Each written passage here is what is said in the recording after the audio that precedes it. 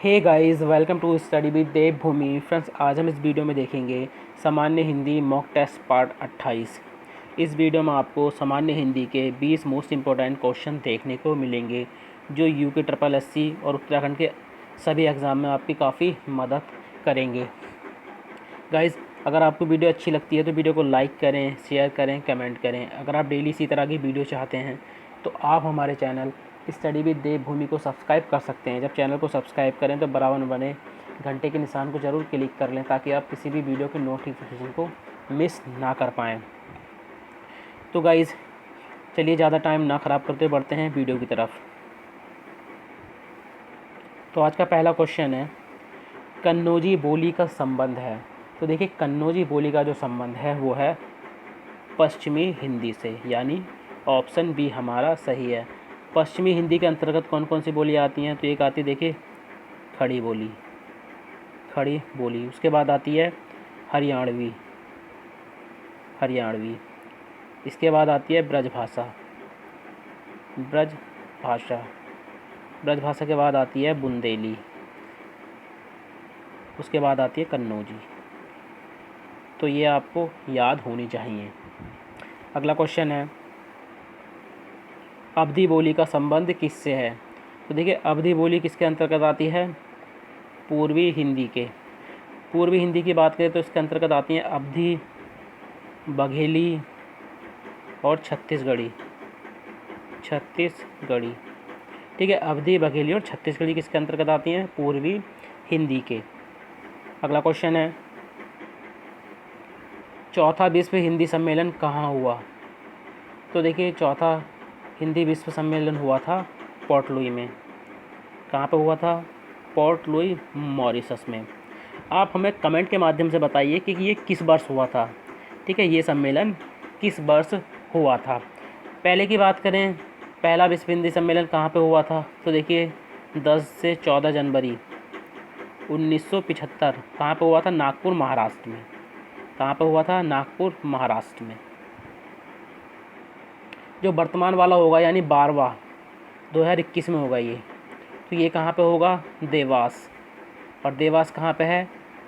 MP में, यानी मध्य प्रदेश में। तो ये भी आपने याद रखना है यहाँ से पॉइंट। ठीक है, आप हमें कमेंट के माध्यम से बताइए कि चौथा विश्व हिंदी सम्मेलन किस वर्ष हुआ था। ये तो पता चल गया आपका पोर्ट लुई, मॉरिशस में हुआ था, लेकिन किस वर्ष हुआ था? अगला क्वेश्चन है, वर्तमान हिंदी का प्रचलित रूप है। तो देखिए, वर्तमान हिंदी का जो प्रचलित रूप है वो क्या है? खड़ी बोली, यानी ऑप्शन सी हमारा सही है। अगला क्वेश्चन है, निम्नलिखित में से अंतस्थ व्यंजन है। तो इन चारों में से अंतस्थ व्यंजन कौन सा है? तो ला। ये अंतस्थ व्यंजन, अंतस्थ व्यंजन कौन कौन से होते हैं? य, र, ल और व। अंतस्थ व्यंजन को इस तरह से भी याद कर सकते हैं हम, यार, लब। इस तरह से भी कर सकते हैं। ट्रिक अपनी ट्रिक होती है, कुछ भी बना सकते हैं। अगला क्वेश्चन है, निम्नलिखित में से समृद्ध वर्ण कौन सा है?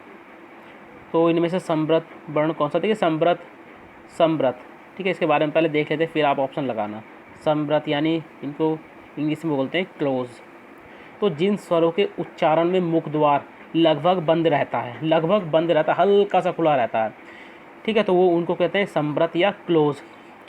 तो अब बताइए इनमें कौन सा है? तो ऑप्शन ए हमारा सही है। समृद्ध कौन कौन से होते हैं? ई, बड़ा ई, ठीक है, सॉरी, ई, छोटा ई, बड़ा ई, छोटा ऊ और बड़ा ऊ।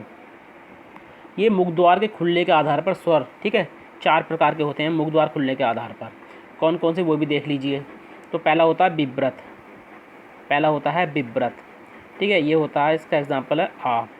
दूसरा होता है अर्ध विव्रत, इसमें आता है छोटा आ, बड़ा ए, बड़ा ओ, ठीक है, और उसके बाद आता तीसरे पे अर्ध समृत, अर्ध समृत।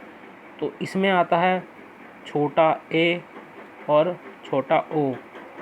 उसके बाद करें समृत, तो समृत आपको पता चल गया, समृत में छोटी ई, बड़ी ई, छोटा ऊ और बड़ा ऊ। ठीक है, अगला क्वेश्चन है, वर्गों को ऊपर से नीचे के क्रम में पहचानिए। जो हमारी कंठे वर्ग होते हैं ये, ठीक है, कंठे तालव्य इस तरह से, तो इनको ऊपर से नीचे के क्रम में आपने पहचानना है। तो सबसे पहले कौन सा आता है ये बताना है, और सबसे लास्ट में कौन सा आता है आपने ये बताना है। देखिए, अगर ऊपर की बात कर रहा है यानी मुख से, तो सबसे पहला आता है ओष्ठ, ओष्ठीय।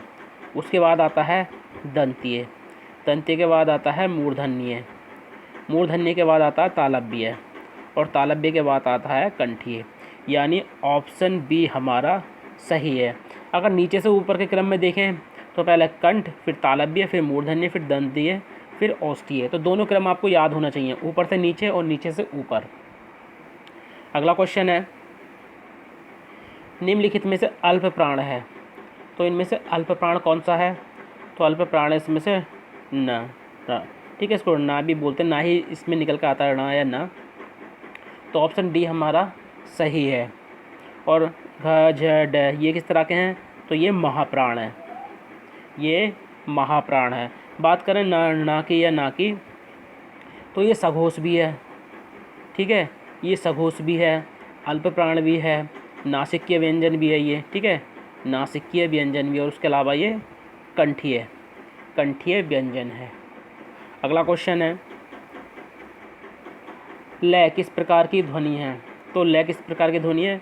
पार्श्विक ध्वनि, यानी ऑप्शन ए हमारा सही है। अगला क्वेश्चन है, निम्नलिखित में से शुद्ध वर्तनी को पहचानिए। तो इनमें से शुद्ध वर्तनी कौन सी है? देखिए, तो शुद्ध वर्तनी है इसमें फेंकना, फेंकना इसमें सही लिखा हुआ, धुआं गलती लिखा हुआ। धुआं की शुद्ध वर्तनी होगी इस तरह से, छोटे ऊ की मात्रा होती है, साधु में भी छोटे ऊ की मात्रा आएगी, कैबिनेट में 2 मात्राएँ आती हैं, कैबिनेट में इस तरह से होगा लिखा हुआ। तो चारों ऑप्शन यहाँ से आपके राइट हो गए। अगला क्वेश्चन है, शुद्ध वर्तनी का चयन कीजिए। अपकीर्ति जो है वो किस तरह से लिखा जाता है? तो देखिए, अपकीर्ति जो लिखा जाता है, सॉरी, अपकीर्ति लिखा जाता है अपकीर्ति। तो ऑप्शन बी हमारा सही है। अगला क्वेश्चन है, स्वच्छ में कौन सी संधि है? तो स्वच्छ में कौन सी संधि है? तो स्वच्छ में संधि है यण संधि, यानी ऑप्शन बी हमारा सही है।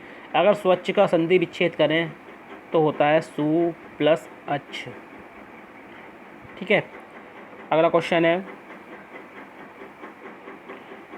महोष्ण का सही संधि विच्छेद है। तो देखिए, महोष्ण का तो सही संधि विच्छेद होगा महा प्लस उष्ण, यानी ऑप्शन डी हमारा सही है। और तो संधि कौन सी है?